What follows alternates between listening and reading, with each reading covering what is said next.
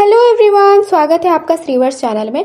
आज की कहानी के हमारे main heroine Brigitte wants to be happy एक वेब नॉवल में फंस चुकी है, पर इसमें वो हीरोइन गलती से ब्रिगिट नहीं बल्कि उसकी मौसी आंट प्रिंसेस यूरेनिका बन चुकी है, जो कि 20 साल पास्ट में जागती है। उसे पता है कि फ्यूचर में उसकी पूरी जनरेशन ट्रेजिकली मर जाती है, इसलिए वो एक ही तरीका देखती है, खतरों को रोकना, विलेन को पैदा होने से ही रोक दो। उसका नया मिशन का टारगेट हैंडसम किंग यूरिडियन, जिसका बेटा फ्यूचर में विलेन बनेगा। और यूरेनिका के पास एक ही वेपन है, यूरिडियन को सेड्यूस करना और फ्लर्टिंग करना। मैजिक, कॉमेडी और रोमांस के साथ ये कहानी यूरेनिका का डेस्टिनी रीराइट मिशन की शुरुआत है। तो चलिए कहानी शुरू करते हैं। एपिसोड के स्टार्टिंग में लिबी बनी की राजकुमारी यूरेनिका, जिसे बेलकोट के बड़े राष्ट्र ने बंदी बना लिया है, बेलकोट के राजा का बेसब्री से इंतजार कर रही। और उसी टाइम पे वो पहुंचता है और बोलता है प्रिंसेस। वो पीछे घूमते हुए भाग के उसके पास जाती है और बोलती है मैं आपकी बेसब्री से इंतजार कर रही थी। और उसके आंखों में चमक आ जाता है और बोलती है डेकाल्प्स के डार्ट। जब ये बात सुनता है वो बोलता है कौन, क्या? फिर अपना मुंह बंद करते हुए बोलती है मैं ऐसा क्यों बोली, मेरी स्टूपिड माउथ। फिर जब उसकी तरफ देखती है सोचती है ऐसा नहीं लग रहा कि वो ये बात सुन के गुस्से हैं। फिर बोलती है आई मीन योर मैजेस्टी, क्या आप मुझसे शादी करेंगे? फिर ये बात सुन के उसका रिएक्शन कुछ ऐसा हो जाता है और बोलता है प्रिंसेस, और उसका रिएक्शन कुछ क्यूट वाला होता है। वो बोलती है हाँ यस योर मैजेस्टी। फिर यूरिडियन बोलता है मैं आपसे शादी नहीं कर सकती। फिर वो बोलती है हाँ मैं जानती हूँ। फिर पूछता है अगर तुम जानते हो तो ऐसा क्यों पूछा? फिर वो बोलती है मैं आपसे बहुत प्यार करती हूँ योर मैजेस्टी। जब आपको मैंने पहली बार देखा था मुझे तब से ही प्यार हो गई थी। फिर यूरिडियन बोलता है पर मैं आपसे प्यार नहीं करता हूँ प्रिंसेस। फिर उसके रिएक्शन बदल ही जाती है और बोलता है और सबसे इम्पोर्टेंट बात, मेरी एंगेजमेंट हो चुकी है। फिर यूरेनिका बोलती है पर आपने कहा था कि वो आपकी फियांसे नहीं है। फिर वो बोलता है वेल ये बात सच है, पर फ्यूचर में वही एक कैंडिडेट है जो मेरी फियांसे बन सकती है। फिर यूरेनिका बोलते हैं फ्यूचर की बात किसको पता होती है, क्या आप लेडी एलोडिया से प्यार करते हैं योर ग्रेस? फिर यूरिडियन बोलता है ऐसा तो मैं नहीं कह सकता। यूरेनिका बोलती है अगर ऐसा है तो क्यों ना आप मुझे एक चांस दीजिए। फिर यूरिडियन पूछता है ऐसा कौन सी रीजन है कि मैं तुम्हें ऐसा चांस दूं और मैं ऐसा क्यों करूं? फिर वो बोलती है क्योंकि मैं आपको पसंद करती हूँ। फिर वो बोलता है मुझे नहीं पता कि ये बात सच है कि झूठ है। फिर यूरेनिका बोलती है मैंने आपसे कहा मैं आपको पसंद करती हूँ और उसके साथ साथ मैंने आपको अपना प्यार का इजहार भी किया, और आपको ऐसा कौन से रीजन चाहिए? अगर आप मेरे साथ शादी करेंगे आपको बहुत कुछ मिल सकता है। फिर वो बोलता है जैसे कि? फिर वो बोलते हैं क्योंकि मैं वेस्टर्न रीजन की लिव अपना कंट्री की टाइटल होल्ड करती हूँ और मुझे अच्छी तरह से पता है हमारी लैंड गॉडेस से ब्लेस्ड है। फिर वो बोलता है बेलकोट भी अच्छी फसल और प्लांट्स की भूमि है।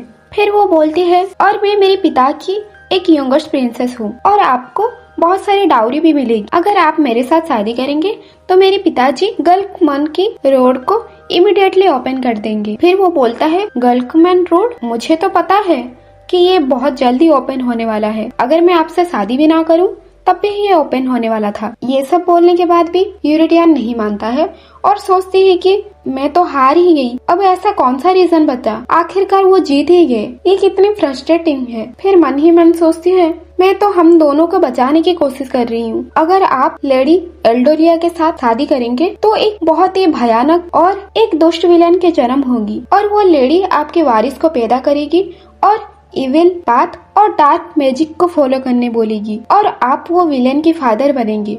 जब आप 40 साल की उम्र में ही आपके खुद का बेटा आपकी जान ले लेगा। पर ये सब मैं आपको कैसे कहूँ? अगर मैं ये सब बातें आपको बताऊंगी तो ये ना समझ बैठे कि मैं पागल हूँ। ये सब तो मैं करना नहीं चाहती पर मुझे ये सब करना पड़ेगा। फिर पूछती है क्या मैं आपको सुंदर नहीं लगती? वो बोलता है मुझे नहीं पता, मैं इस बारे में श्योर नहीं हूँ। फिर वो बोलती है आई क्या? फिर वो मुस्कुराते हुए बोलता है मैंने आज तक ऐसे प्रपोजल नहीं देखा था, ये बहुत ही मजेदार था, पर आपको समझना चाहिए कि मुझे आपसे शादी करने का कोई इरादा नहीं है। फिर वो बोलता है जिसके साथ मैं प्यार नहीं करता उसके साथ शादी भी नहीं कर सकता। फिर यूरेनिका बोलती है पर आपने तो ये कहा था कि लेडी एल्डिया को प्यार नहीं करते हो। फिर वो बोलता है और अभी से मैं उन्हें प्यार करने की कोशिश कर रहा हूँ। मेरे से जितना हो सकेगी मैं उनसे प्यार करने की कोशिश करूँगा। ये बात सुन के वो बोलती है क्या? फिर यूरिडियन बोलता है और मैं आपको जल्द ही आपकी कंट्री लिबर्नी में वापस भेज दूंगा जब ग्लोचमैन रोड ओपन हो जाएगी। फिर ये बात बोल के वो चले जाता है और वहाँ पे वो खड़ी रह जाती है और बोलती है आपने तो मेरा हर रास्ता बंद कर लिया, फिर भी मैं बिल्कुल हार नहीं मान सकती। और इसके पीछे बहुत बड़ा रीजन है कि क्यों मैं बेलकोट के राजा के साथ शादी करना चाहती हूँ। मैं एक वेब नॉवल में फंस चुकी हूँ। मैंने ये सब पहले ही बुक में पढ़ी थी और अभी की मेन स्टोरी में मैं 20 साल पहले आ चुकी हूँ। फ्यूचर में जो विलेन की जन्म होगी मैं उसको रोकना चाहता हूँ और इससे आपकी जान भी बच सकता है, उसके साथ साथ मेरी भी, और मेरी खुद की कैरेक्टर को भी मैं बचाना चाहती हूँ जैसे कि वो वेब नॉवल में थी। 5 साल के अंदर ही में ही वो मैजिक के रिएक्ट की वजह से मेरी मौत हो गई थी। ऐसी मौत से सिर्फ मुझे एक ही पर्सन बचा सकते हैं और वो है किंग यूरिडियन, जो कि सीधे गॉड से भेजी हुई इंसान है, पर उन्होंने तो मुझे रिजेक्ट ही कर दिया। हम दोनों को बचाने के लिए मेरे से जितना हो सके मैं उतना कोशिश करूंगी। सीन चेंज होता है और दिखाया जाता है यूरेनिका और उसके सिस्टर बैठे होते हैं। यूरेनिका पूछती है क्या तुमने बेबी के लिए कोई नाम सोचा? फिर उसके सिस्टर बोलती है ड्यूक लिवन ने पहले से ही एक नाम चूज किए हैं। फिर यूरेनिका पूछती है क्या नाम है, और यूरेनिका को तो पहले से ही पता होती है। फिर उसके सिस्टर बोलती है क्या ये नेम अच्छा नहीं है, अच्छा साउंड नहीं कर रही? वो बोलती है ये बहुत ही क्यूट है, क्यूट नाम ब्रिगिड। और याद करती है मुझे ये पहले से ही पता थी, जब मैं मेरी वर्ल्ड में थी तब मरने से पहले मैंने ब्रिगिड वांट्स टू बी हैप्पी ये नॉवल पढ़ी थी और थेर्सिया के पेट में जो बेबी है उसी का नाम ब्रिगिड है और ये सब पहले से ही वेब नॉवल में थी। 8 महीने पहले मैं जब यूरेनिका को बॉडी में खुद को पाया, जब मैं अपना आंखें खोली तब आईने में खुद को देखा। मेरी स्किन पूरी तरह से व्हाइट जैसे कि स्नो हो, फ्लफी लाइट पिंक हेयर बिल्कुल ऐसी तरह जैसे एक स्वीट कॉटन कैंडी, और मेरे क्लियर पेल ब्लू आईज। और वो खुद को देख के चौंक जाती है, इतना सुंदर, क्या ये मैं हूँ? और चिल्लाते हुए बोलती है क्या मैंने अभी ये स्ट्रेंज लैंग्वेज में बात की? फिर उसी टाइम पे दरवाजा खुलती है। फिर वो लेडी पूछती है यूरेनिका क्या तुम ठीक हो? और वहाँ पे यूरेनिका खुद को विश्वास नहीं कर पा रही कि ये मैं हूँ, इतना सुंदर मैं कैसे हो सकती। फिर यूरेनिका का सिस्टर बोलती है योर हाइनेस क्या तुम ठीक हो?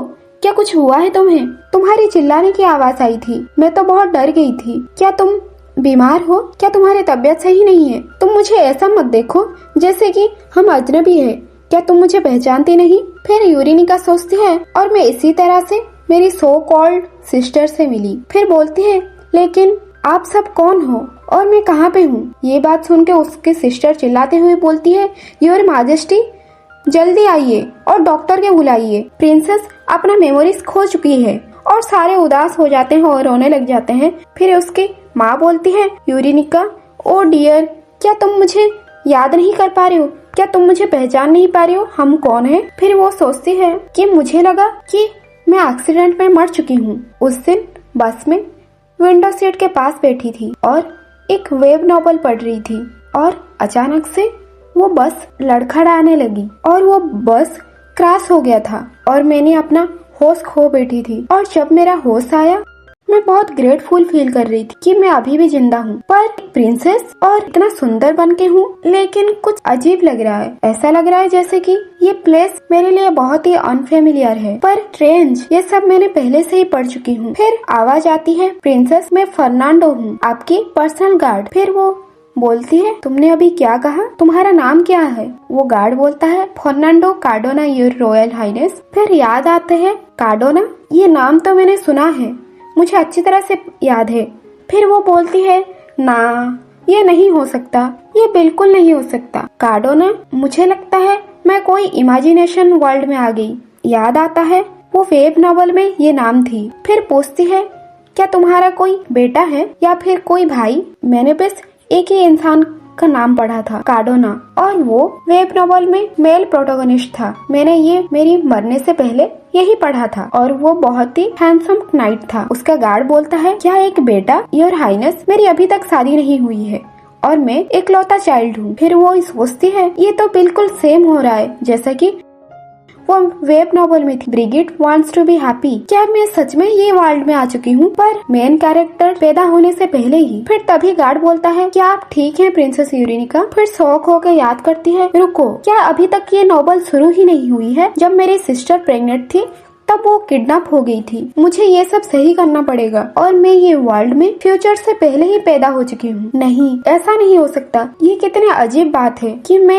एक अलग पर्सन के बॉडी में आ गई। और वो नॉवल बुक को याद करने लगती है जिसमें कि लिखा होता है उसका लिवबनी कंट्री एक स्मॉल नेशन होता है और बेलकोट बहुत ही बड़ा और पावरफुल कंट्री होता है। और स्टोरी में ये भी है, द ग्रेट किंग ऑफ बेलाकोट उसके बड़ी बहन थर्सिया को किडनैप कर लेते हैं और लिवबनी कंट्री को पूरी तरह से तबाह कर देते हैं। पर मैंने जब पढ़ा वो कैरेक्टर के बारे में बहुत ही बुरा लगा, क्योंकि वो बहुत ही बेहद दुखदजनक उनका मौत हो जाता है।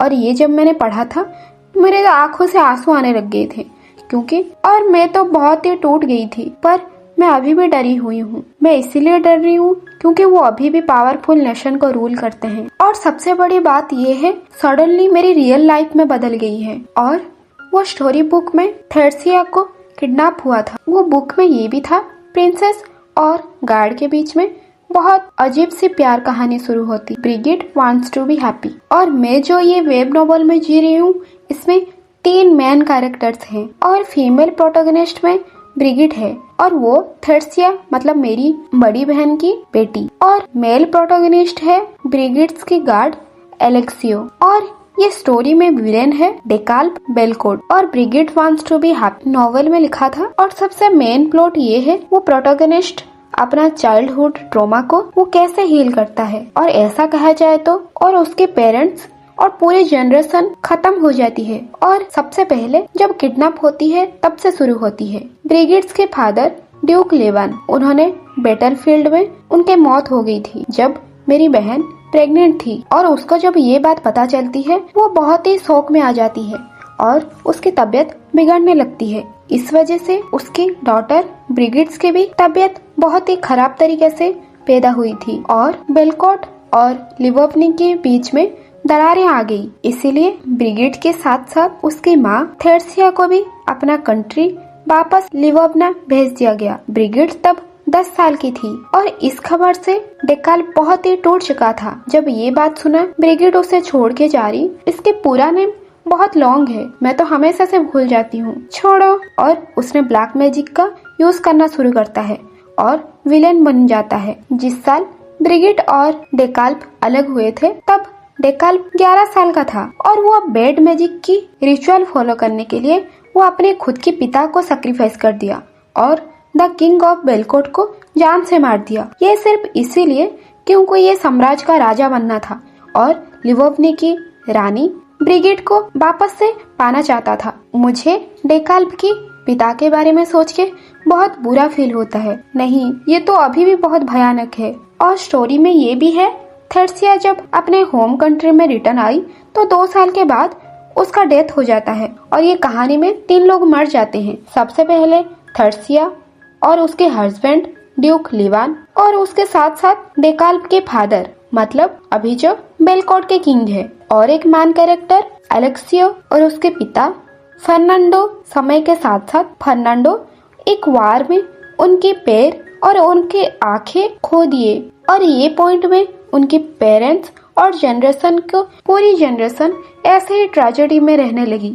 और वो स्टोरी में वेब नॉवेल की कंपेयर करें, ये बहुत ही रिफ्रेशिंग है। और यहाँ पे 2 कैरेक्टर अपने पास्ट लाइफ से निकल जाते हैं और आखिर में ये वेब नॉवेल के स्टोरी में बहुत ही रिफ्रेशिंग टाइम आता है और 2 कैरेक्टर होते हैं जो कि पास्ट सारे प्रॉब्लम से निकल जाते हैं और एक टोटल स्वीट रोमांस स्टोरी शुरू होती है। फिर सोचती है अगर वो मैं वेब नॉवल ऐसे पढ़ती ही रहती तो मुझे इसके सैड बैक स्टोरी भी पता चलती। पर खैर ये कोई रियलिटी नहीं है, पर शॉकिंगली ये सब रियल में हो रही है। जब मैंने सोचा था ये एक सपना है और मेरी जब एक्सीडेंट हुई थी रियल में तो मैं तब एक बेड में लेटी हुई थी और मेरी हालत बहुत ही खराब थी। सबसे पहले तो मैंने अपना खुद की रियलिटी मैंने कभी एक्सेप्ट ही नहीं कर पाई, पर मैं ये सच से भाग नहीं सकती और मैं अपनी सेकंड लाइफ जी रही हूँ। थर्सिया अभी प्रेग्नेंट है, इसका मतलब बेलकोट कभी भी आ सकता है उसको किडनैप करने के लिए। फिर यही सब उसके दिमाग में चल रहा होता है। उसके बहन बोलती है, यूरेनिका तुम मुझे ऐसे घूर क्यों रहे हो? फिर वो बोलती है, नहीं ऐसा कुछ भी नहीं है। फिर वो बोलती है, हमारी छोटी सी प्यारी ब्रिगिड अभी पैदा होने वाली है और हाँ मैं यहाँ पे ऐसे बैठ नहीं सकती, मुझे कुछ करना होगा।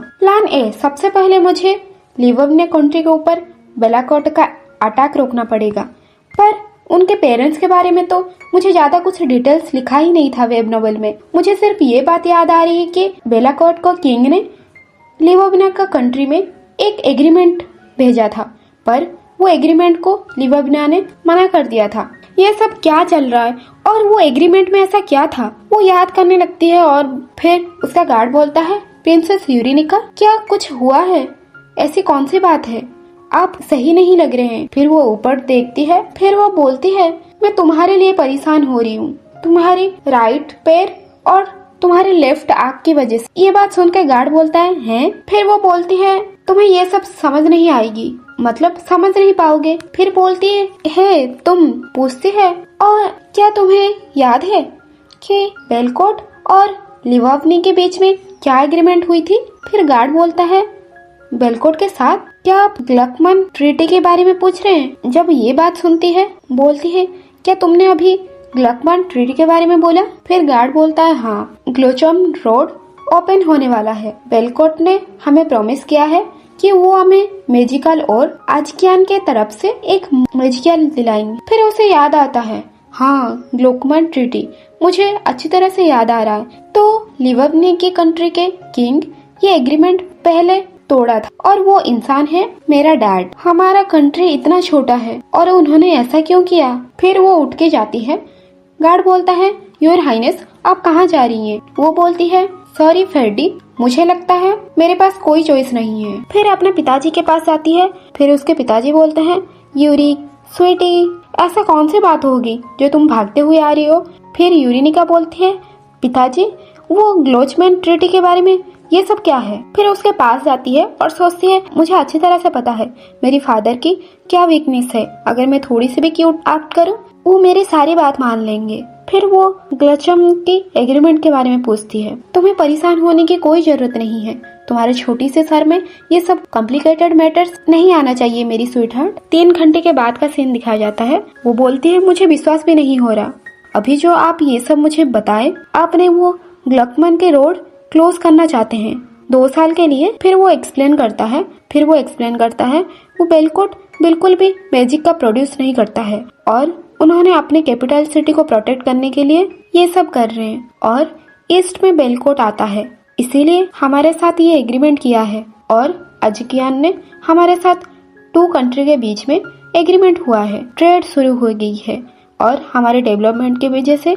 मेरे पिताजी ने बहुत धीरे धीरे ग्रेडी बनते गए। फिर उनके पिता के दिमाग में आता है, अगर मैं ऐसा करूँगा तो बहुत सारी मनी आएगी। फिर इस वजह से वो ऐसा करना चाहे कि उनका एग्रीमेंट चेंज करना चाहे और उन्होंने 10% से ज्यादा चाहने की आशा किया। ये सब सुन के फिर वो बोलती है, क्या आपको बेलकोट के बारे में आपको पता नहीं है? क्या बिल्कुल भी डर नहीं लगता? वो कितने क्रूर हैं और आप 2 साल के लिए बंद करना कैसे चाहते हैं? फिर उसके बोलते हैं, यूरेनिका कुछ भी हो जाए, मुझे पता है कि बेलकोट बहुत पावरफुल है, पर हमने एक पीसफुल एग्रीमेंट करेंगे।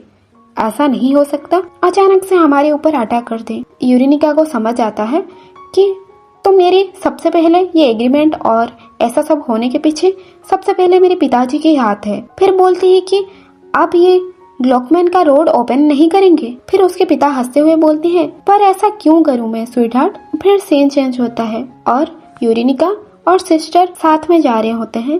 उसके दिमाग में सिर्फ यही सब चल रहा होता है। फिर उसकी सिस्टर बोलती है, यूरेनिका ऐसी क्या बात है, तुम खुद से ही अपने आप में बात करने लगती हो। वो बोलती है, नहीं कुछ भी नहीं हुआ है। फिर उसकी सिस्टर बोलती है, अगर तुम्हें कोई बात की चिंता हो रही है तो तुम मुझे कह सकती हो। फिर यूरेनिका सोचती है, जब वो प्रेग्नेंट है मैं उन्हें कोई परेशानी नहीं दे सकती। उसकी सिस्टर बोलती है, अगर तुम्हें कोई भी परेशानी हो तुम्हारी बड़ी बहन मुझे बताना, मैं तुम्हारी जरूर मदद करने की कोशिश करूंगी। फिर यूरेनिका बोलती है, थर्सिया तुम एक एंजल हो, मैं तुम्हारा ध्यान रखूंगी और तुम्हें कुछ भी होने नहीं दूंगी थर्सिया। और मुझे लगता है मेरे पास प्लान बी भी है। प्लान बी ये है कि जब बेलकोट का किंग मेरी बहन को किडनैप करने की कोशिश करेंगे तो मैं थर्सिया को छुपा लूंगी और ये सब नहीं होने दूंगी और मुझे ये सब रोकने पड़ेगा। पर मुझे तो पता भी नहीं है कब वो अटैक करने वाले हैं। और सीन चेंज होता है और ड्यूक लिवन की कैस्टल दिखाया जाता है और वो लड़का बोल रहा होता है कि तुम यहाँ पे क्या कर रही हो, तुम अपने जगह पे क्यों नहीं जाती, तुम्हारे पैलेस में जाओ। और ये होता है ड्यूक लिवान का छोटा भाई और उसका बचपन का दोस्त सर्गे लिवान। ये सब यूरेनिका को बोल रहा होता है। वो बोलती है क्या तुम्हें आइडिया भी है कि मेरे दिमाग में क्या क्या चल रहा है? हाँ, दुख की बात है, मुझे तो मेरी फ्यूचर का प्लान अभी से ही करना पड़ रहा है और फ्यूचर के बारे में सोचना पड़ रहा है। मुझे थर्सिया के साथ रहना है और उसके पास रह के उसे प्रोटेक्ट करना है। मेरे पास और कोई भी चॉइस नहीं है। और कुछ दिन की बात है जब बेलकोट ये राज्य में अटैक करने वाले हैं। मुझे ये अच्छी तरह से याद है, मैंने ये जरूर पढ़ी थी। फिर वो लड़का बोलता है मैं थर्सिया के ऊपर अच्छे से ध्यान रखूंगा ये पैलेस में। और वैसे भी वो एक शादीशुदा औरत है और तुम तो कुछ दिनों से बहुत ही अजीब एक्टिंग कर रहे हो और ऐसा कौन विश्वास करेगा, तुम एक प्रिंसेस हो। और वो बोलती है अगर तुम अपना मुंह बंद नहीं रखा तो तुम्हें एक मुक्का दे दूंगी। और याद करती है और ये बहुत अच्छी बात है कि यूरेनिका और मेरी पर्सनालिटी बिल्कुल ही सेम है। अगर मुझे पता होता ये सब होने वाला है कि मैं उस बैकग्राउंड स्टोरी को अगर मुझे पता होता ये सब होने वाला है तो मैं ये बैकग्राउंड स्टोरी के ऊपर और अच्छे से ध्यान रख। फिर वो लड़का बोलता है क्या तुम्हें कुछ हुआ है, क्या कोई बात है? फिर वो बोलती है सर तुम मुझे प्रॉमिस करो कि जब जरूरत पड़ेगी तुम मुझे बिल्कुल बचाओगे। फिर वो बोलता है मैं तुम्हें क्यों बचाने आऊँ, वहाँ पे तो सर कार्डोना होंगे और जब तुम्हारे पास सर कार्डोना भी है तो वही बचाएंगे तुम्हें। फिर वो बोलती है जब जरूरत पड़ेगी, टाइम आएगी तब बचाना, तब की बात कर रही। और वो याद करती है क्योंकि एग्जैक्टली यही था जो फर्स्ट सीन में था, वो नॉवल की फर्स्ट सीन में था और वो स्टोरी में जो लिखा होता है वो याद करती है। और मुझे थर्सिया को कहीं पे छुपाना होगा और उसे सेफ रखना होगा। फिर यूरेनिका बोलती है मैं गिनना शुरू कर रही हूँ सर्गी, तुम्हें जैसे भी करके आना होगा। फिर वो बोलता है वापस से तुम्हें ऐसे अजीब एक्ट करना शुरू कर दिया। फिर वो हंसती है और याद करती है और एक बात मैं तो भूल ही गई थी। और बेलकोट के महाराज जब प्रिंसेस को लेने वाले हैं, लिववनी की कंट्री में सिर्फ एक ही राजकुमारी नहीं थी, यहाँ पे 2 राजकुमारी थी। और सीन चेंज होता है और फिजिशियन के पास यूरेनिका का चेकअप होती है और उन्होंने बोलते हैं कोई परेशान होने की कोई बात नहीं है। उसके पिताजी और उसके सिस्टर वो सब होते हैं। उसके पिता बोलते हैं कि तुम्हें अच्छी बातें सब सुनना पड़ेगा क्योंकि बेबी के लिए बहुत ही अच्छा है। फिर उसी टाइम पे वो खड़ी होती है और बोलती है मुझे कुछ करना होगा। और वो थर्सिया को उठाती है और बोलती है चलो हम बहुत दिनों से बाहर नहीं गए हैं इसलिए हम थोड़ा बाहर चलते हैं। फिर उसके सिस्टर बोलती है हम तो बस 2 घंटे ही यहाँ पे हैं, तुम ये क्या कह रही हो? यूरेनिका बोलती है 2 घंटे बहुत होते हैं तो हमें यहाँ से जाना होगा। माँ और पिताजी देख के सोचते हैं इसे क्या हो गया। फिर वो बोलती है थर्सिया बहुत टायर्ड हो जाती है जल्दी ही, हम इसीलिए ज्यादा टाइम नहीं रुक सकते, हमें जल्दी ही घर जाना होगा। ओ डियर थर्सिया सब कुछ सही हो जाएगा, तुम परेशान मत हो। उसके बाद उसे खींचते हुए बाहर ले आ जाता है और जब वो जा रहे होते हैं तब आवाज आते हैं कि मिल गया। फिर ये लोग बहुत शौक हो जाते हैं ये सब क्या हो रहा है। तो जब सामने देखती है, सामने होता है बेलकोट की आर्मी, वहाँ पे पूरी तरह से अटैक हो चुकी है, अटैक होना शुरू ही हो गई थी। फिर ये दोनों बहुत डर जाते हैं। फिर वो खींचते हुए उसे लेके जाती है, अभी बिल्कुल भी टाइम नहीं है और मुझे जल्दी करना होगा। और ये स्टोरी में लिखा होता है उसके डैड और उसकी माँ बिल्कुल सही होती हैं। और इसमें स्टोरी में यही भी लिखा हुआ था कि यूरिडियन सिर्फ थर्सिया को किडनैप कर लेते हैं, इसीलिए मुझे जैसे भी करके थर्सिया को बचाना होगा। और उसके एक कोने में छुपा देती है। ये एक सीक्रेट जगह है जो कि सिर्फ ब्रिगिड जब छोटी बच्ची थी तब उसे ये सब पता था और इसके बारे में किसी को नहीं पता, मुझे यहाँ पे छुपाना होगा। फिर यूरेनिका बोलती है यहाँ पे ही रहना, बाहर बिल्कुल मत निकलना। उसकी बहन पूरी तरह से डरी हुई होती है और वो बोलती है मुझे पहले समझाओ ये सब क्या चल रहा है और हमारे साथ क्या होने वाला है। तब सोचती है मुझे इसका दूसरा सीक्रेट जगह भी ढूंढना पड़ेगा और ये मैं बाद में करूंगी, फिर वो बोलती है, थर्सिया तुम परेशान मत हो और ब्रिगेड के बारे में भी बिल्कुल मत परेशान होना। और उसके बाद से उसे अच्छी तरह से छुपा लेती है और मुझे जल्दी करना होगा और जो सोल्जर्स हैं वो भी आने वाले हैं और थर्सिया अभी सेफ रहेगी। और बोलती है कि मैं तुम्हें वापस आके मिलूंगी, तुम अपना ध्यान रखना। फिर जब निकलती है और वहाँ पे आर्मी कब्जा कर चुका होता है और जब उनके आदमी देखता है तो वो छुप जाती है और याद करती है, मतलब बिल्कुल सही वैसा ही हो रहा है जैसा कि स्टोरी बुक में लिखा था। और ये तो सोचने से ज़्यादा और ज़्यादा स्कैरी है। मैं तो सोचा भी नहीं था कि इतना डरावना हो सकता है और मुझे यहाँ से जल्दी जाना पड़ेगा और इसकी सेकंड सीक्रेट जगह ढूंढ के मुझे छुपना होगा। क्या मुझे वहाँ पे जाना चाहिए या मुझे सीक्रेटली यहाँ पे ही छुपना चाहिए? और निराश होकर याद करने लगता है, क्या मुझे सर्जिया बचाने आ सकता है? उसे तो पता भी नहीं होगा कि मैं कहाँ पे हूँ, पर अभी मैं रियलिटी में जी रही हूँ। वो वेब नॉवल में जो लिखी थी ये नहीं कह सकती कि ऐसा ही होगा जैसे सेम लिखा हुआ था। फिर वो धीरे धीरे डरती हुई वहाँ से जाने की कोशिश करती है और वो सीक्रेट जगह बहुत दूर नहीं है। मुझे यहाँ से जल्दी करना होगा और जितना जल्दी हो सके मुझे उतना जल्द भागते हुए जाना होगा। फिर चारों तरफ देखती है तो कोई नहीं है और अपना गाउन उठा के एकदम से वो भागने की तैयारी करती है। वो तो एकदम से भागेगी अभी। और उसी टाइम पे जो यूरिडियन होता है उसका नजर यूरेनिका के ऊपर पड़ ही जाती है और वहाँ पे यूरेनिका सोच रही, मुझे नहीं लगता कि मेरे ऊपर कोई नजर रख रहा होगा। और ये सब सारा यूरिडियन देख ही रहा होता है। और जब भागते हुए के टाइम पे जब वो पीछे देखती है कोई मुझे देख तो नहीं रहा, और जब वो देखती है तो वहाँ पे खड़ा होता है यूरिडियन। उसके आंखों के साथ इसके आई कांटेक्ट भी हो जाती है और डरते हुए वो पीछे घूम के और सोचती है वो मुझे कितने देर से ऐसे ही देख रहे हैं। और वो कांपते हुए खड़ी होती है और नीचे बैठ जाती है। इधर वो कांपते हुए बैठी है और उसके पास यूरिडियन पास आ ही चुका होता है। वो सोचती है ये सरगे अभी तक आया क्यों नहीं, यही सही टाइम है कि तुम मुझे अभी बचा सकते हो।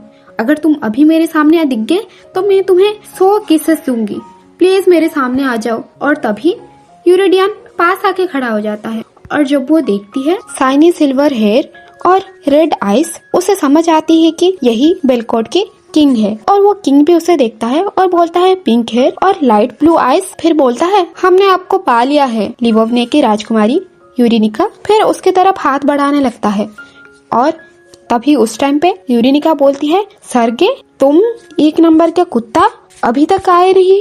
और तभी यूरिडियन उसको कंधे में लटकाते हुए ले जाता है और वो चिल्लाने लगती है और वो सोचती है वो ऐसे मुझे लटकाते हुए क्यों ले रहे हैं। और उस राज्य के सिपाही भी प्रिंसेस यूरेनिका को लेते हुए देखते हैं और उसको बचाने के लिए कोशिश करते हैं, पर हमारा ये किंग इतना ताकतवर होता है, सबको निपटा लेता है और उसे ऐसे ही लटकाते हुए ले जा रहा होता है। और यूरेनिका सोचती है, ओए माँ मेरा पेट, मैंने थर्सिया को बचाना चाहा था पर उसकी जगह लेने नहीं। और तभी उसी टाइम पे और फाइनली आता है सरगे बचाने के लिए। फिर वो देखती है सरगे, फिर वो चिल्लाते हुए बोलती है, तुम स्वर, क्या तुम्हें आने में इतना टाइम लग गई? और उसको भी यूरिडियन घायल कर देता है और सरगे यूरिडियन से लड़ नहीं पाता है। फिर यूरेनिका बोलती है, एक्सक्यूज मी सर बेलकोट। फिर वो बोलता है फिर वो बोलती है, क्या आप मुझे नीचे उतार सकते हैं प्लीज? फिर यूरिडियन बोलता है, क्या आप ये चाहती हैं कि मैं आपको जाने दूं? फिर यूरेनिका बोलती है, मैंने तो आपको ऐसा कहा भी नहीं, मैं बस ये कह रही हूँ कि आप मुझे नीचे उतार दो, मैं अपने पैरों से चल सकती हूँ और आप सिर्फ मुझे राइट साइड में ऐसा पकड़ सकते हैं। फिर यूरिडियन बोलता है, तो ऐसा बात है? और यूरेनिका बोलती है, सच में मुझे बहुत दर्द हो रहा है और मेरे कंधे भी दर्द होने लग गई। और उसको उठा के एक हॉर्स के ऊपर बैठा देता है। वो देखती है, हॉर्स, ये सब क्या हो रहा है? मुझे बहुत डर लग रहा है, क्या आप मुझे नीचे उतार सकते हैं? क्या होगा अगर मैं इससे गिर जाऊं तो? फिर वो यूरिडियन बोलता है, तुम यहाँ पे सीधा बैठ जाओ और अपना पीठ मेरे ऊपर रख सकते हो। वो बोलती है, क्या ऐसे? यूरिडियन बोलता है, हाँ बिल्कुल ऐसे। फिर ऑर्डर देता है, बेलकोट की आर्मी अब हम निकलने वाले हैं। अपना हॉर्स को खींचते हुए वो स्टार्ट करता है और आर्मी के साथ साथ वो सारे जाते हैं और बोलता है, हम अभी मैजिक सर्कल से बाहर जाने वाले हैं और कहीं गिर मत जाना यहाँ पे। वो सोचती है, मैजिक सर्कल? और एक सर्कल होता है और उसके आंखें बहुत रोशनी से भरा होता है और यूरिडियन उसके आंखों को रोशनी से ऐसे छुपा देता है और बोलता है, कोई रुकना मत, चलते जाओ, हम तब तक रुक नहीं सकते जब तक हम बेलकोट पहुंच नहीं जाते। सीन चेंज होता है और दिखाया जाता है एक आदमी खड़ा होता है। वो बोलता है कि मुझे तो कुछ समझ नहीं आ रहा, उनकी बॉडी कोई भी स्ट्रॉन्ग मैजिक के लिए बिल्कुल भी काम नहीं कर रहा। फिर यूरिडियन बोलता है, आप ये कहना चाहते हैं कि हमें उन्हें जगाना नहीं चाहिए। और फाइनली उसकी आंखें खुलती है। ये शोर शराबा कैसे है? और सामने वो खड़े होते हैं। यूरिडियन बोलता है, क्या आप उठ गई? फिर वो यूरिडियन को देख के बोलती है, वो ये कितना हैंडसम है और एक हैंडसम सा लड़का मेरे साथ बात कर रहा है। फिर वो मन ही मन मुस्कुराने लगती है और ये सब वो लोग देख रहे होते हैं। फिर यूरिडियन बोलता है, क्या कोई ऐसे अजीब सी घटना इनके साथ हुई है? फिर यूरिनिका बोलती है, मेरी आंखें तो बंद ही हो जा रही हैं। पास में जो बूढ़ा होता है वो बोलता है। फिर वो पास जाके बोलता है, योर हाइनेस, क्या आप अगर अनुमति दें? वो अपना हाथ निकालता है और अपना मैजिक शुरू करता है। जब यूरिनिका देखती है तब सोचती है, ये सब क्या है? इससे मेरी तबीयत खराब हो रही है और मेरे सर पे दुखने लग रही है। और तभी उसका सर घूम जाता है और वो नीचे गिर जाती है। वो सोचती है, ऐसा लग रहा है जैसा मेरा सर फटने वाला है और इससे मुझे बहुत ही दर्द हो रही है और ये बिल्कुल भी टॉर्चर है। अगर कोई है प्लीज मेरी मदद करो।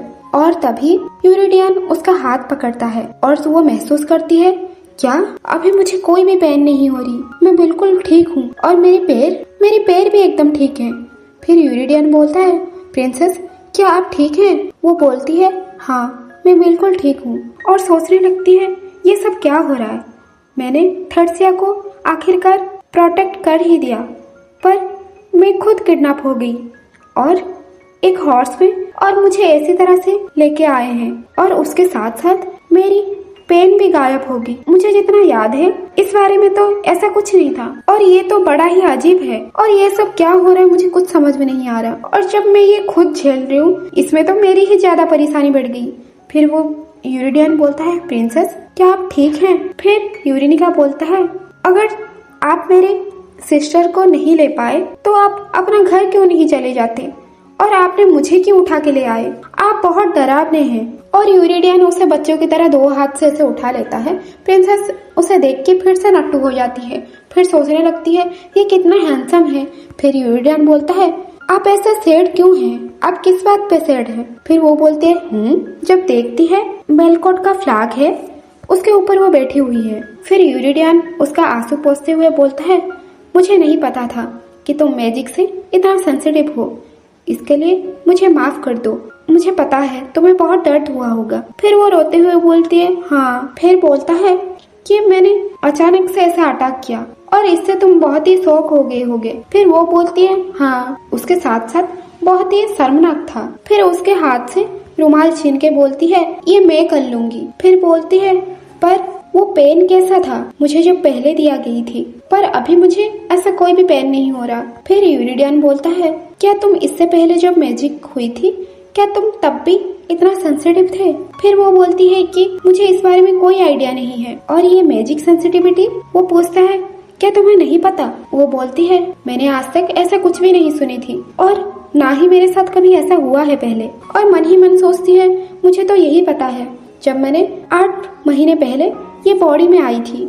फिर वो बोलती है, वो जो आदमी था जिन्होंने मुझे टच किया था, और सब उसके तरफ देखते हैं। फिर वो आदमी कांपते हुए बोलता है, अगर कोई इंसान इतना सेंसिटिव है तो उसका मैजिक ऐसा ही काम करता है। फिर वो बोलता है, शायद वो ऐसे एनवायरनमेंट में कभी थी ही नहीं, इस वजह से उनको मैजिक के बारे में ज्यादा कुछ नहीं पता। फिर यूरिडियन बोलता है, अगर ऐसा है तो अभी वो बिल्कुल ठीक कैसे है? फिर वो आदमी बोलता है, मुझे इस बारे में नहीं पता और मैं सही से नहीं कह सकता योर मैजेस्टी। और वो बोलता है, ऐसा लग रहा है जैसे कि मुझे उनको टच करने में मुझे डिफिकल्टी फील हो रही। फिर यूरिडियन बोलता है, अगर ऐसा है तो छोड़ो, ऐसा लगता है इसका मतलब मैजिक सर्कल का यूज करना इम्पॉसिबल है। फिर वो खड़ा होता है और आर्मी को बोलता है, हम बॉर्डर क्रॉस कर चुके हैं, इस वजह से हमें हॉर्स के साथ ही हमें वापस जाना पड़ेगा।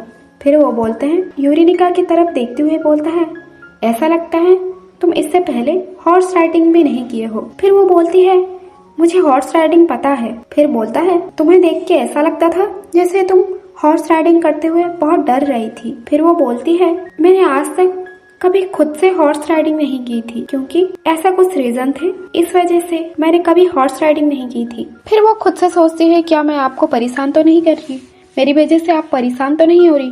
फिर सोचती है मैं तो खुद किडनैप होके आई हूँ और मैं ये सोच रही हूँ कि उन्हें मैं परेशान तो नहीं कर रही। यूरिडियन उसे हाथ बढ़ाता हुए बोलता है, फिर आप मेरे साथ आइए, अगर हम हॉर्स से राइड करेंगे तो हम कल तक पहुंच जाएंगे। फिर वो सोचती है कि इसीलिए ऐसा लग रहा है क्योंकि और उन्होंने मुझे किडनैप किया है, इस वजह से उनका बर्ताव भी खराब नहीं है। फिर वो हाथ बढ़ाते हुए बोलता है, मेरे साथ आओ और उठो। फिर उसके हाथ पकड़ती है और खड़ी होती है और बोलती है थैंक यू। फिर पूछती है कि आपका कोई इंटेंशन है लेविवनी कंट्री में मुझे वापस छोड़ दे। फिर उसके बाद वो ऐसे ही खड़े रहता है। वो सोचती है हाँ तो जितना भी अच्छा बर्ताव हो, फिर भी 10 साल पहले धर्सिया को उन्होंने किडनैप कर लिया था। फिर उसके बाद यूरिडियन बोलता है, अगर मैं एक बार वो स्टेटमेंट अच्छे से जान लूं, उसके बाद से तुम्हारी लेविवनी कंट्री में तुम्हें वापस छोड़ाऊंगा और उसके साथ साथ सेफ्टी और कंफर्टेबल के साथ। और मैं तुम्हें ये वादा करता हूँ। तब भी अपने मन में सोच रही है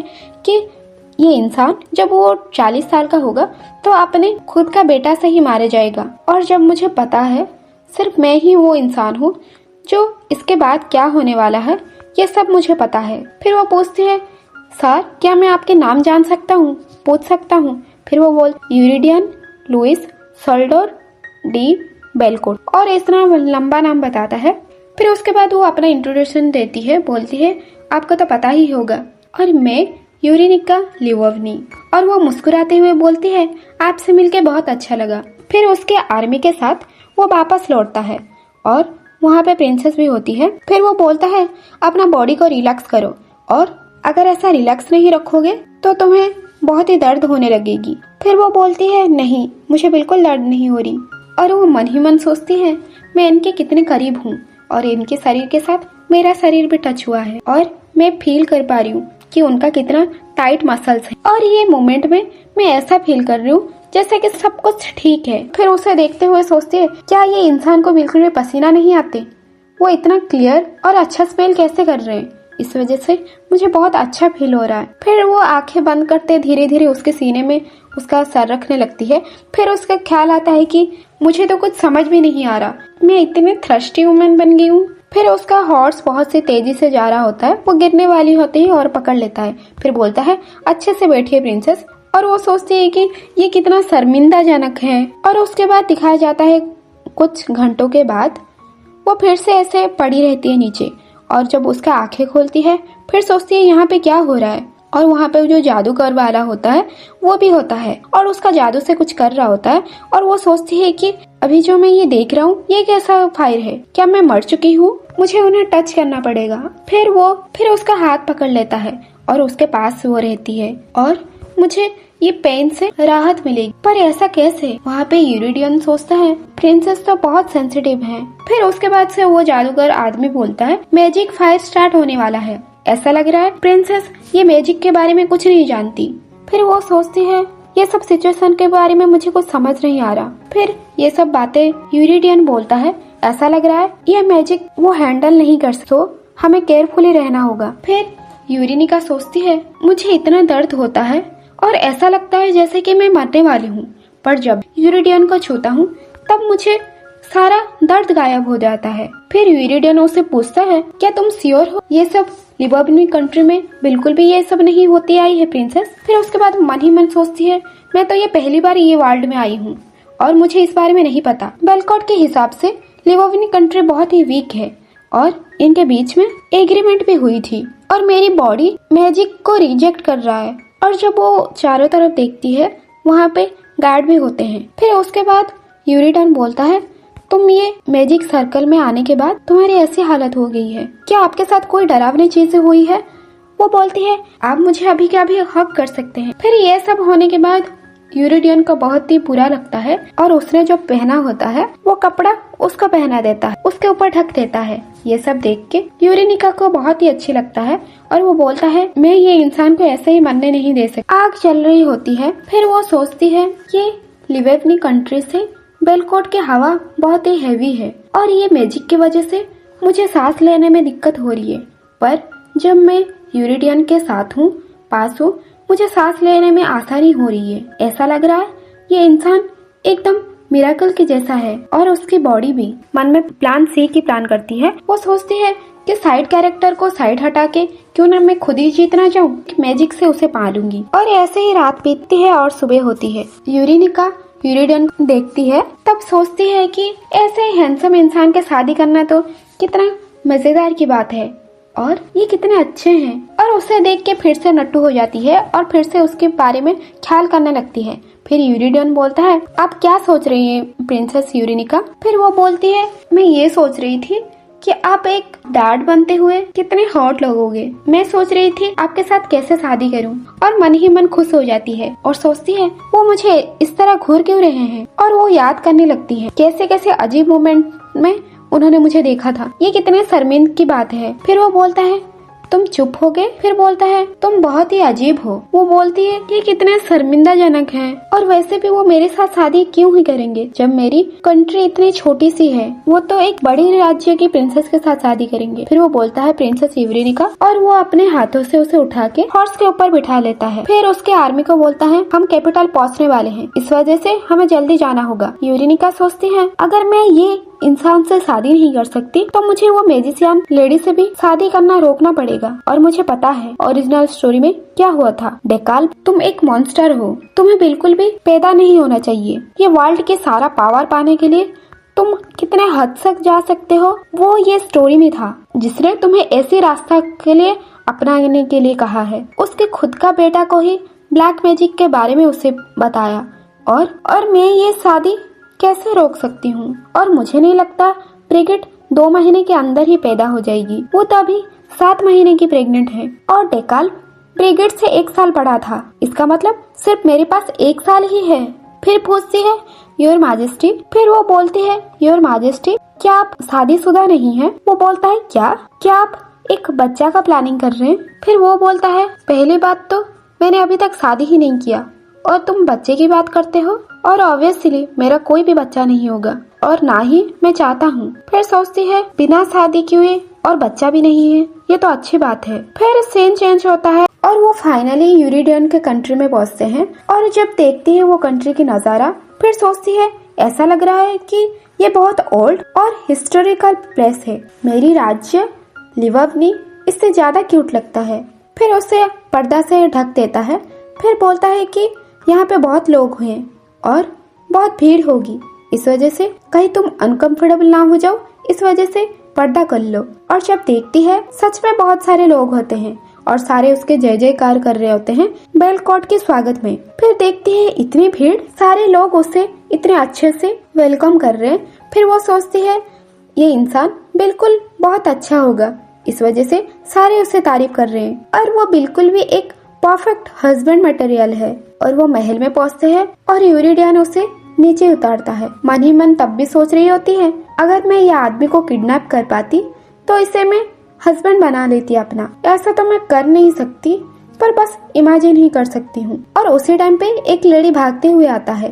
फिर वो बोलती है, योर मैजेस्टी, मुझे बहुत ही खुशी हुई, अब जाके मैं शांत बैठ पाऊंगी। आप सेफ लौट आए और आपने कर दिखाया, आपको अंदाजा भी नहीं होगा मैं आपके लिए कितना परेशान थी। मैं आपको बहुत मिस कर रही थी योर मैजेस्टी। हर दिन हर रात सिर्फ आपके लिए ही आंसू बहते गए। क्या आपको अंदाजा भी है मुझे कैसे फील हुई होगी? उसे देख के यूरेनिका सोचती है वो कितनी सुंदर हैं और उनकी आवाज और जैसे वो बात कर रही है, ऐसा लग रहा है कि मैं खुद एक लड़की होके भी उनकी तरफ से मेरी नजर नहीं हटा पा रही। मैं ये सोच रही हूँ पर ये यूरिडियन कैसे रहते होंगे? फिर यूरिडियन जवाब देता है, ये सिर्फ 3 दिन की बात थी लेडी एलोडिया। फिर वो बोलती है, ये 3 दिन भी मेरे लिए ऐसा लगता है जैसे 3 साल है। फिर वो बोलता है, ओ अच्छा। और ये सब यूरेनिका देख के सोचती है ये कैसा अजीब सी लुक है। ऐसा नहीं लग रहा कि वो बिल्कुल भी इतना सुंदर लेडी के सामने भी वो ऐसे कैसे खड़े हैं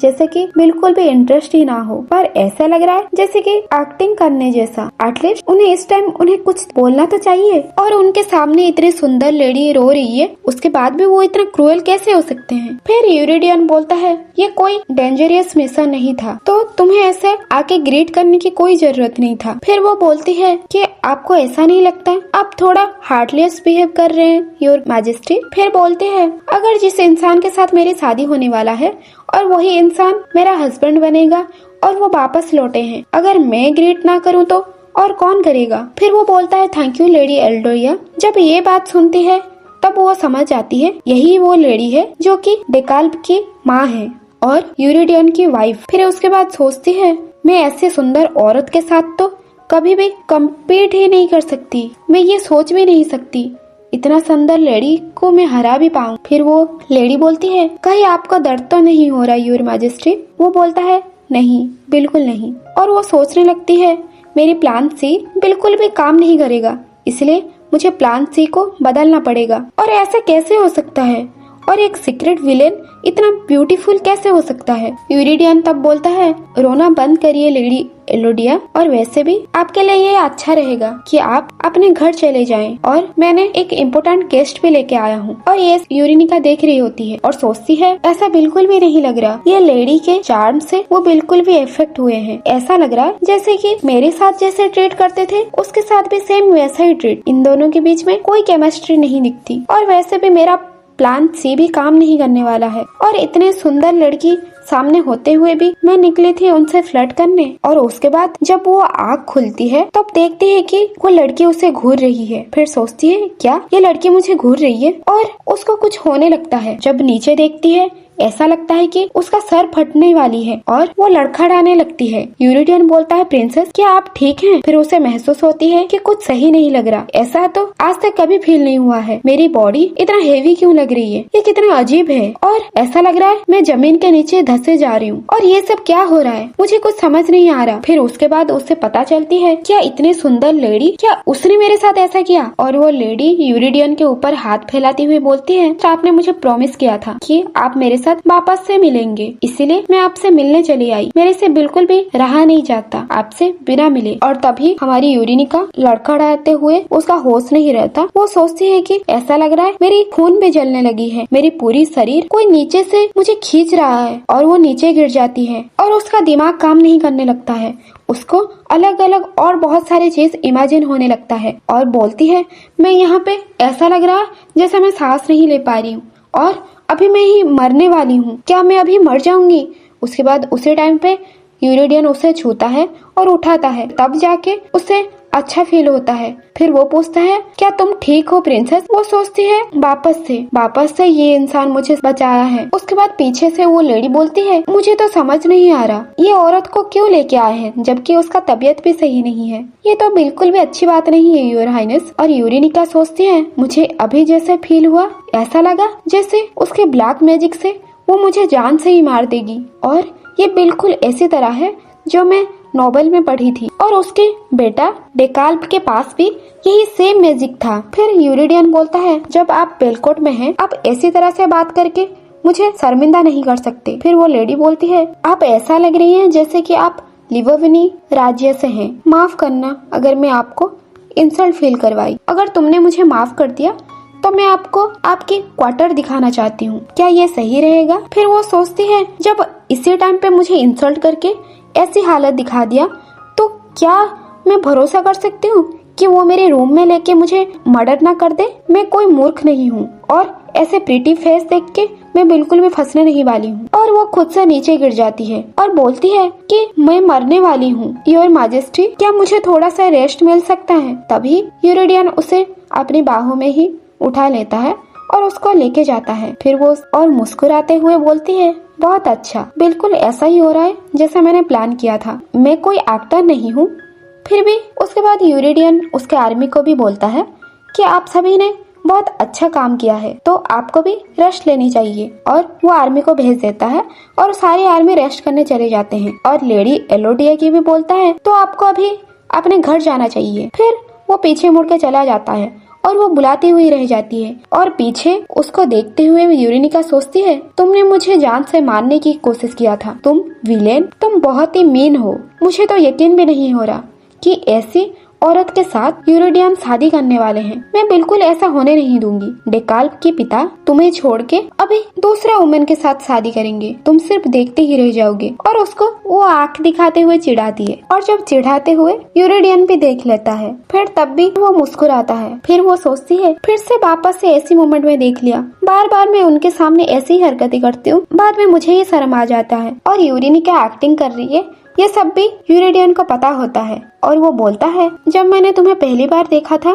वो तुम्हारा रियल था, पर अभी जो तुम्हें देख रही हूँ तुम्हारी दूसरा पर्सनालिटी ये फेक है। और वो समझ जाती है कि उसे पता चल गई। फिर वो बोलती है मुझे वो बहुत डरावनी लगी, मैं बहुत डर गई थी। फिर यूरिडियन बोलता है कौन, लेडी एलोडिया? फिर वो सोचती है जब इन्हें पता है कि मैं बिल्कुल भी बीमार नहीं हूँ, उसके बाद भी वो मुझे नीचे क्यों नहीं उतार रहे। फिर वो बोलता है वो मैजिक की दुनिया में सेकंड रैंक पे आती है और मैंने देखा तुम क्यों डर रही थी। फिर वो बोलती है तो आपको पता है कि वो मैजिक यूज करती हैं। फिर वो बोलता है क्या तुम्हें ये अजीब नहीं लगेगी कि मैं इस बारे में नहीं जानता? बेलकोट टावर में मैजिक बहुत ही सालों से यूज होता हुआ आ रहा है। फिर वो सोचती है ऐसा लग रहा है जैसे कि वो अपना ब्लैक मैजिक ग्रेटली छुपा और यूरिडियन को पता नहीं है इस बारे में, और इनको लग रहा है कि ये सिर्फ मैजिक है और गॉड ने दिया है, पर ऐसा नहीं है। उसने जो किया है वो ब्लैक मैजिक है। फिर वो सोचती है ऐसा लगता है जैसे मैं कोई गलत इंसान से पंगा ले रही हूँ, उसके साथ साथ मुझे ऐसी अजीब फीलिंग्स दे दिया। फिर यूरिडियन बोलता है मैं इस बारे में लेडी एल्डिया से बात करूंगा, तुम्हारे ऊपर वो मैजिक बिल्कुल अप्लाई ना करे। उसने हमारी बेलकोट के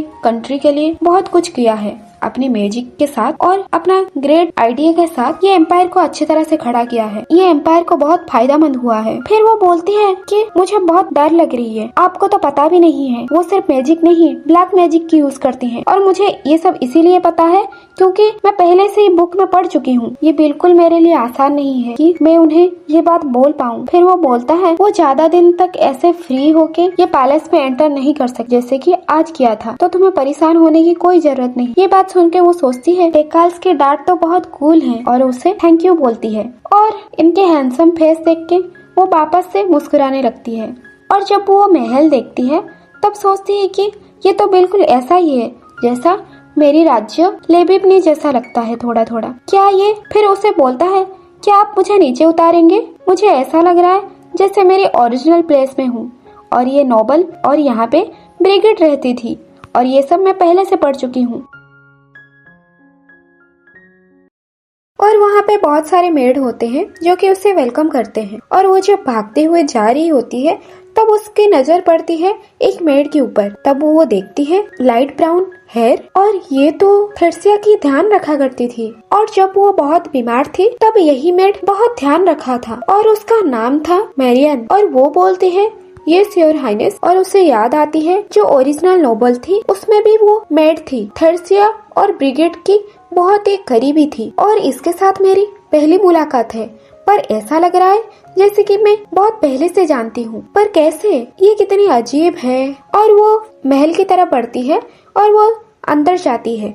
तब वो एक एक बात याद करती है, इसका कैसे एंट्रांस है और उसके रूम किस रास्ते से वो रूम के पास जाना है, ये सब भी उसे पता होता है। और वो मन ही मन सोच रही मैं अभी उस रूम में जा रही हूँ जिसमें थर्सिया और ब्रिगेड रहती थी। और वो रूम खोलती है तब उसके फेस पे बहुत रोशनी पड़ती है, और जब आंखें खुलती है और वो रूम रोशनी से चमक रही होती है। और ये वो जगह है जो कि हमारे नोवेल की एमसी ब्रिगेड की लाइफ यहाँ से शुरुआत हुई। ये बिल्कुल ऐसी तरह है जैसे कि नोवेल में लिखा हुआ था। शाम की सनसेट के टाइम पे यही रूम में बहुत अच्छे से रोशनी पड़ती है। मैंने बहुत पहले कंफर्म भी किया था, बहुत पहले भी मैं सोचती थी ये सब सिर्फ नोवेल वर्ल्ड है जो कि मैं पढ़ा करती थी, पर सडनली ऐसा क्यों लग रहा है कि ये सब रियल है? क्या ये इसीलिए कि थर्सिया और ब्रिगेड यहाँ पे 10 साल? खैर ये कहानी जैसे भी खत्म हो,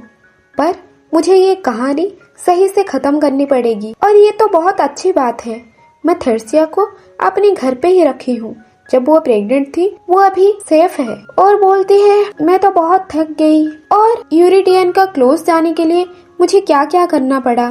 फिर वो सोचती है आज मैंने दिन भर ट्राई किया था कि यूरिडियन के क्लोज जा पाऊँ, पर ऐसा लग रहा है जैसे कि 100 में से 0% भी उनमें कोई फीलिंग्स नहीं आई है। और तभी डोर नॉक होने की आवाज आती है और जब देखती है वहाँ पे खड़ा होता है यूरिडियन। फिर वो बोलता है कि आपको ये रूम पसंद आई? यूरेनिका बोलती है डेकाल, मेरा मतलब हाँ, ये रूम बहुत ही सुंदर है और मुझे ये रूम बहुत पसंद आई। फिर यूरिडियन बोलता है ये बात सुन के मुझे खुशी हुई और मन ही मन सोचती है क्या मुझे ये जगह इसीलिए दिए हैं ताकि मैं लिवोवनी कंट्री की याद कर पाऊँ। और वहाँ पर नॉवल में ये लिखी थी, थेरसिया ने जब बेलाकोट में थी तब उसे ये जगह स्पेशली उसके लिए रहने के लिए दिया गया था। और तभी यूरिडियन बोलता है मैं एक बात जानने के लिए बहुत क्यूरियस हूँ प्रिंसेस। आप हमेशा कहते हैं कि आप मुझे बार बार बोल चुके हैं कि डैड, फादर, पर आप ऐसा क्यों कह रहे हैं? फिर वो हंसते हुए बोलती है ये आप बस मुझे मेरे पिताजी की याद दिलाते हैं इसलिए। और मन ही मन सोचती है ये तो एक झूठ है, पर मैं रियल रीजन तो बोल ही नहीं सकती। जब मैं रियल नोवेल पढ़ रही थी और वहाँ पे आपकी जान चली गई थी और मुझे अच्छी तरह से याद है कैसे मैं चिल्लाते हुए फादर फादर बोल के मैं रोने लग गई थी। और यूरिडियन उसका फेस देखते ही पता चल जाता है और बोलता है आप झूठ बोलने में बिल्कुल भी माहिर नहीं हो। वो बोलती है ये बात सच है यूरग्रेस। फिर वो बोलता है आप बस जिद करने में माहिर हैं। वो बोलती है क्या?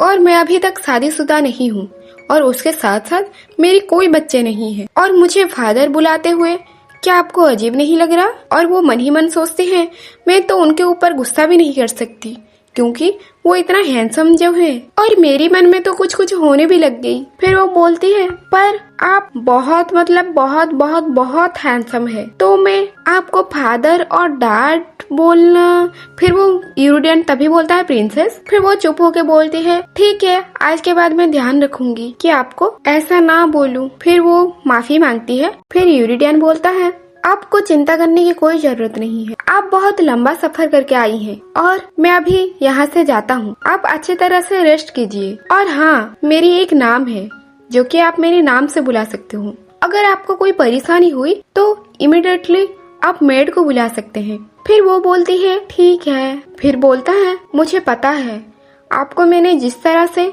लेके आया हूँ वो बिल्कुल भी ठीक नहीं था, ये मुझे अच्छी तरह से पता है। आपसे जितना हो सके आप मेरे साथ दीजिए और आप बेलकोट की इम्पोर्टेंट गेस्ट हैं। अगर आप और कुछ चाहती हैं बिल्कुल भी बेफिक्र होके बोलिए। ये बात सुन के वो मन ही मन सोचती है ओहो, ये आदमी भी ना। और जिस तरह से वो नेचुरली मेरे साथ बात कर रहे और जिस तरह से मुझे सारा बात बता रहे, ऐसा लग रहा है जैसा कि मेरी हार्ट बीट भी तेज होने लग गई। मुझे लगता है वो ऐसी तरह इंसान है जो कि हर किसी के दिल में बस जाते हैं। और वो तब की बात याद करती है जब एलोडिया ने उसे इंसल्ट किया था।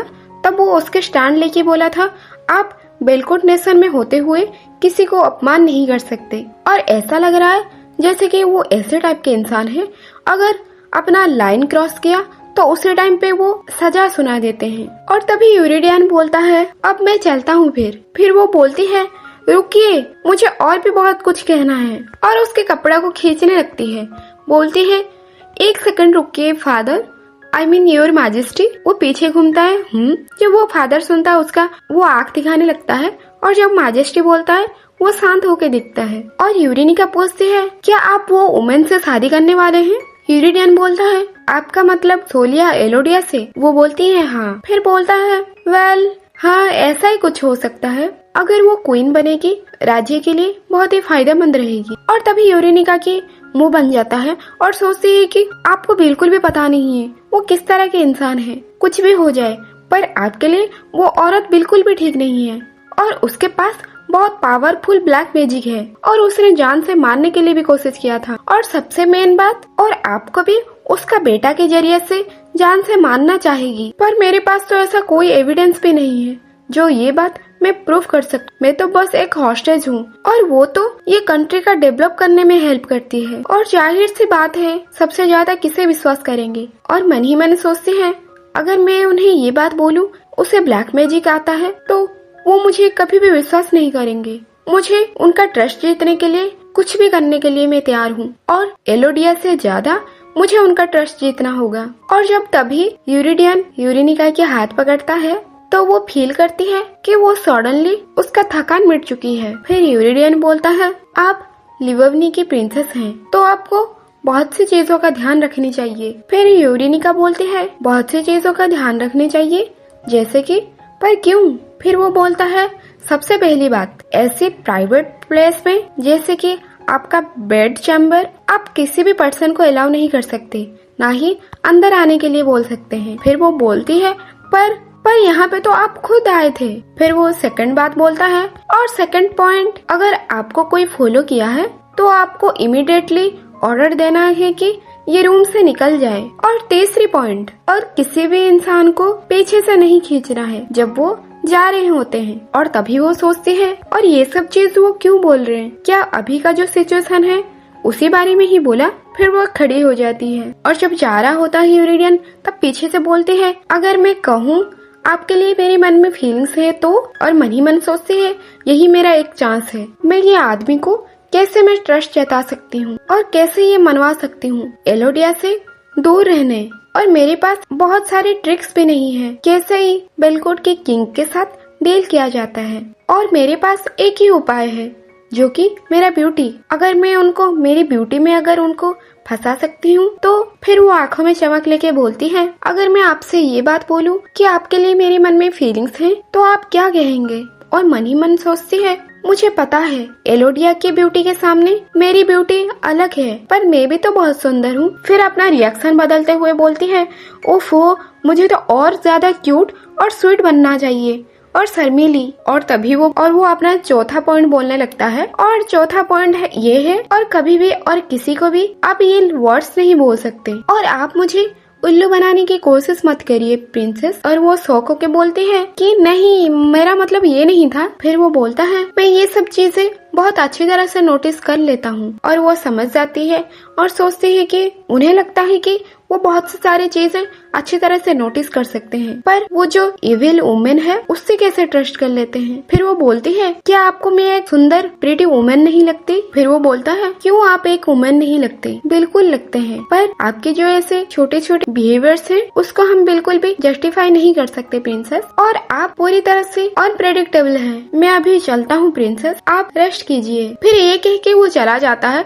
और वहाँ पे यूरेनिका खड़ी होकर रह जाती है और सोचती है मैं तो फेल हो गई और मेरी ये पुरानी ट्रिक बिल्कुल भी वर्क नहीं कर रही और उनको तो मैं सेड्यूस ही नहीं कर पाई। ठीक है, कोई बात नहीं, आप बस देखते जाइए क्या आगे क्या होता है और इसके बाद से मैं आपको रियल फ्लर्टिंग करके अटैक करूंगी। और वो ये बात सोचते रह जाती है और यूरेनियन चला जाता है और आज के दिन से मैं प्लान सी अप्लाई करूंगी और वो जो साइड कैरेक्टर है उसे सिप ही कर देती हूँ और मैं जीत जाऊंगी। उसके साथ साथ विलेन डार्ट को फ्लर्ट करूंगी। और जब वो जा रहा होता है तब पीछे यूरेनिका भी खड़ी होती है और वो मन ही मन सोचती है ये वर्ल्ड में क्या सब हो रहा है और लिववनी की प्रिंसेस ऐसा क्यों चाहती हैं और उनके लिए भी मेरे दिमाग में बहुत सारी बातें चल रही हैं। और पीछे थोड़ा घूमते हुए सोचते हैं वो कितना इंटरेस्टिंग है। सिर्फ ये बात नहीं है कि वो क्यूट है, उसके साथ साथ वो एक स्ट्रॉन्ग और बहुत अच्छी है और ये बात मुझे उनके लिए मेरे अंदर से महसूस होती है। और उनको मैं ऐसे किडनैप करने का या फिर नुकसान पहुंचाने का कोई भी इरादा नहीं है। और उसके साथ साथ मैं कभी भी नहीं चाहा था कि लिववनी कंट्री के ऊपर अटैक करूं और ये अटैक उनको वार्निंग देने के लिए था और उन्हें याद रहे बेलकोट का किंग का स्ट्रॉन्ग और डायरेक्ट वार्निंग वो समझ पाए। और सिर्फ इसी वजह से मुझे ये सब करना पड़ा और लिववनी कंट्री के ऊपर मैं अटैक किया। जब वो ग्लोचमैन के रोड ओपन कर देंगे तो मैं सुरक्षित लिववनिक प्रिंसेस को सम्मान के साथ छोड़ आऊंगा। ये बिल्कुल ठीक और सही रास्ता है। और मैं जो प्रिंसेस यूरेनिका लेके आ गया उनका बॉडी में तो मैजिक एक्सेप्ट ही नहीं कर पाती। ऐसा लग रहा है जैसा कि मैं अपने लिए एक नया परेशानी खड़ा किया। और वैसे भी प्रिंसेस यूरेनिका की कोई भी गलती नहीं है और उसके साथ साथ ये मैजिक के रिएक्शन की वजह से उनका तबीयत बिगड़ने लगती है। और वो अपना वर्क चैम्बर में पहुंचता है और वहाँ पे उसे पूछता है क्या तुमने सारे ऑर्डर्स लेके आए? फिर वो बोलता है बिल्कुल योर ग्रेस, और वो अपना काम का सारा डिटेल्स बताता है। और मन ही मन तब प्रिंसेस यूरेनिका के बारे में ही सोच रहा होता है और उससे बोलता है प्रिंसेस यूरेनिका को गार्डन में आने की परमिशन है। और उसके साथ साथ लिववनी कंट्री की राजकुमारी जब तक ग्लोचमैन रोड ओपन नहीं हुई है तब तक उन्हें हमें सुरक्षित रखना पड़ेगा और मैंने प्रॉमिस किया है उनको कोई भी नुकसान जैसे ना हो। फिर वो गार्ड बोलता है यस योर मैजेस्टी, मैं इस चीज का ध्यान रखूंगा। और मन ही मन सोचता है वो आज तक कभी भी रॉयल गार्डन को किसी को भी आने नहीं दिए हैं। या मन ही मन सोच रहा होता है क्या मैं ये सब इसलिए कर रहा हूँ क्योंकि वो क्यूट है। मुझे तो अंदाजा भी नहीं था वो एलोडिया के सामने ऐसे इतना बीमार होकर नीचे गिर जाएंगी। ये सब एलोडिया ने किया है और मुझे अच्छी तरह से पता है और ये सब सिचुएशन को डील करने के लिए वो सब किया था और ये तो बहुत ही मजेदार था, पर मुझे ये सब कहना नहीं चाहिए था। मुस्कुराते हुए सोचता है वो तो बिल्कुल एक प्यारी सी किटी की तरह है जो कि ये वर्ल्ड के बारे में उन्हें कुछ भी नहीं पता। फिर वो गार्ड को बोलता है मुझे अब तुम पे विश्वास है कि इस मामले में तुम बहुत अच्छे से इसका ध्यान रख पाओगे। और उसका गार्ड बोलता है ये श्योर मैजेस्टी। और मन ही मन सोचता है मैं पूरी तरह से श्योर हूँ। उन्होंने जैसे उनको गार्डन में आने के लिए अलाउ किया है और उसके अगले दिन ही यूरिडियन बेलकोट ये डिसीजन के लिए खुद ही रिग्रेट करने लग जाएंगे। सीन चेंज होता है और अगला दिन दिखाया जाता है यूरिनिका और वो पूरी दिन सोई रहती है।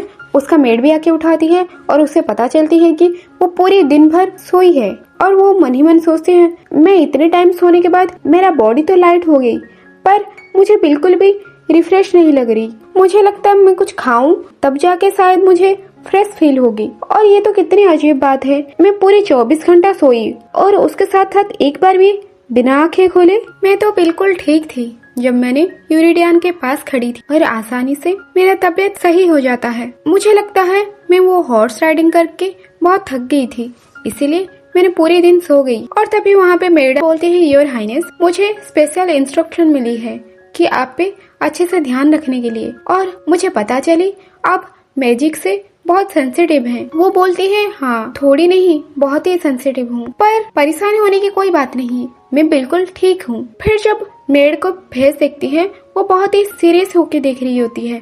फिर वो सोचती है वो ऐसे परेशान हो रही है जैसे कि मैं पूरी तरह से बीमार हूँ जो कि चल उठ भी नहीं सकती, पर मैं बिल्कुल भी ठीक हूँ। फिर वो बोलती है परेशान होने की कोई भी बात नहीं, मैं बिल्कुल ठीक हूँ। फिर मेड बोलती है जितने भी मैजिकल ओर्स हैं वो बेरिलिया पैलेस में वो से हटा दिया गया है और सिर्फ वहाँ पे नहीं पूरे 500 यार्ड्स वहाँ पे बिल्कुल भी मैजिक नहीं है। फिर मन ही मन सोचते हैं क्या पूरे 500 फीट रेडियस, मुझे तो इस बारे में पता भी नहीं था। फिर मेड बोलती है क्या आप ग्राउंड में थोड़ा टहलना पसंद करेंगी और उसके साथ साथ वहाँ पे मार्कर भी दिए गए हैं जो कि 500 फीट तक आप जा सकती हैं और इस वजह से आपको बिल्कुल भी परेशानी नहीं होगी। वो सोचने लगती है मार्कर, कैसा मार्कर? और ये बात सुन के वो बहुत खुश हो जाती है। मैं ऐसे ही यहाँ पे बैठे बैठे नहीं रह सकती, मुझे बहुत कुछ करना है और बहुत सारे क्वेश्चंस भी पूछना है। फिर बोलती है चलो, और वहाँ पे गार्डन में पहुँचती है और वहाँ पे बहुत सारे व्हाइट के रिबन्स बांधे होते हैं जो कि व्हाइट कलर के मार्कर होते हैं। और जब वो देखती है सोचती है वो तो बिल्कुल सही कह रही थी कि वहाँ पे बहुत सारे मार्कर लगी हुई है और ये बिल्कुल भी मुश्किल नहीं है और ये ऐसा लग रहा है ये पैलेस के गार्डन है। फिर पीछे से मेड भी बोलती है ये सब मार्कर्स रॉयल गार्डन में लगी हुई है, ये मेन पैलेस के गार्डन है और वो कहाँ कहाँ तक जा सकती है वो सारा समझाती है। ईस्ट में रॉयल गार्डन है और वेस्ट में पैलेस है और साउथ में ड्रिल हॉल है और नॉर्थ में है पैलेस का ग्राउंड। और इस तरह से आपके लिए बाउंड्री बनाया गया है और जब तक ये बाउंड्री है तब तक आप बिल्कुल भी सेफ हैं। अगर आप ये बाउंड्रीज को क्रॉस कर लिया तब आपको बहुत सारे खतरा होंगी। और वो मन ही मन सोचते हैं मैं एक हॉस्टेस हूँ और बहुत अच्छे से ट्रीटमेंट किया गया है, मैं तो यहाँ पे फंस चुकी हूँ, पर मैं किसी को कंप्लेन भी तो नहीं कर सकती क्योंकि ये मैजिक के कारण मेरी बॉडी में रिएक्शन हो रही है। और बेलकोट नेशन हर साल में मैजिक ओट्स खरीदता है और देखो उन्होंने मेरे लिए मैजिक ओट्स रिमूव किए हैं। इसका मतलब है बेलकोट के किंग की तरफ से पूरी तरह से हॉस्पिटैलिटी रिसीव हो रही है और मुझे इस चीज के लिए बहुत ग्रेटफुल होना चाहिए। और वैसे भी मैं पैलेस से बाहर जाने के लिए कंप्लेन करने में होती कौन हूँ। वो मेड बोलती है किंग ने ऑर्डर किया है कि अगर आप ये बाउंड्री क्रॉस करना चाहती हैं आप उन्हें इमीडिएटली इन्फॉर्म करें। ये बात सुन के क्या इसका मतलब वो मुझे खुद देखने आएंगे? और मन ही मन बहुत खुश हो जाती है और सोचती है शायद वो मुझे वापस से सारा सब कुछ समझाने आएंगे। और मुझे पता है डेकाल्स के डैड बहुत ही काइंड और थॉटफुल हैं। और उसको मेड के बोलती है मैं वो गार्डन में जाना चाहती हूँ। और तभी आता है और एक आदमी और वो बोलता है कि योर हाइनेस मैं आपको कहाँ पे ले जा सकता हूँ। फिर उसका तो रिएक्शन ही बदल जाता है और वो पूछती है आप कौन है? फिर वो जवाब देता है मैं किंग की तरफ से आया हूँ। फिर वो अपने परिचय देता है और बोलता है मैं हूँ थेरी और मैं टेम्पल लोरोस की प्रिस्ट हूँ। और वो मन ही मन सोचती है, मुझे तो विश्वास भी नहीं हो रहा, उन्होंने एक प्रिस्ट को भेजे हैं। क्या उनका ये तरीका है कि वो बिल्कुल भी मुझे देखना नहीं चाहते? फिर वो प्रिस्ट बोलता है, मेरे पास वो सेम डिवाइन कनेक्शन नहीं है जो किंग के पास है, फिर भी मैं अपने काम को बहुत अच्छी तरह से निभाऊंगा। अगर आप थोड़ी से भी अनकंफर्टेबल फील करें तो प्लीज मुझे बता देना। फिर वो मन ही मन सोचती है, ये बात तो सच है, क्योंकि ये बेलकोट के किंग के पास ऐसा फ्री का टाइम तो नहीं होगा, और वो बहुत ही इम्पोर्टेंट पर्सन है, और वो इस तरह से नहीं आ सकते मैं जब भी उन्हें बुला लूं। फिर भी अगर मैं उन्हें देख नहीं पाऊंगी तो उनसे मैं फ्लर्ट कैसे कर पाऊंगी? अगर यूरिडियन अभी यहाँ पे नहीं आएंगे तो मुझे ये पूरा बाउंड्री एक्सप्लोर भी नहीं करना है। पर मुझे बहुत बुरा लगेगा, क्योंकि थेरी जो कि प्रिस्ट हैं, वो सिर्फ मेरी वजह से इतना सुबह सुबह ये पैलेस में आए हैं। खैर ठीक है, और ये डिसीजन यहीं पे खत्म हुई। थेरी वो तो बहुत अच्छी पर्सन है जिनसे मैं बात भी कर सकती हूँ। फिर वो प्रिस्ट सारा कुछ बताता है, उसे बोलता है अगर आप साउथ में जाएंगे तो बैरलिया पैलेस में पहुँचेंगे, और उसके बाद आएगा ड्रिल हॉल, और किंग ज्यादातर वक्त ड्रिल हॉल में रहते हैं, इसीलिए अब वो ड्रिल हॉल में बिल्कुल भी एंटर नहीं कर सकते हैं। वो बोलती है, ओ ऐसा है। और अभी हमने जो ये सेंट्रल गार्डन में आए हैं, ये पैलेस के सबसे रॉयल गार्डन है। हमारा पास्ट में जो रह चुके हैं किंग और क्वीन यहीं पे स्पेशल टाइम बिताते थे, और अभी फिलहाल के लिए बेलकोट का क्वीन कोई भी नहीं है, तो इस वजह से गार्डन के साथ साथ ग्राउंड को भी मैनेज किया जा रहा है। फिर वो पूछते हैं, क्या किंग भी यहाँ पे आते हैं टहलने के लिए? प्रिस्ट बोलता है, बिल्कुल यहाँ पे आते हैं। और वो सामने जो बिल्डिंग दिख रही है वो बेलकोट पैलेस में किंग का पर्सनल रेसिडेंस है।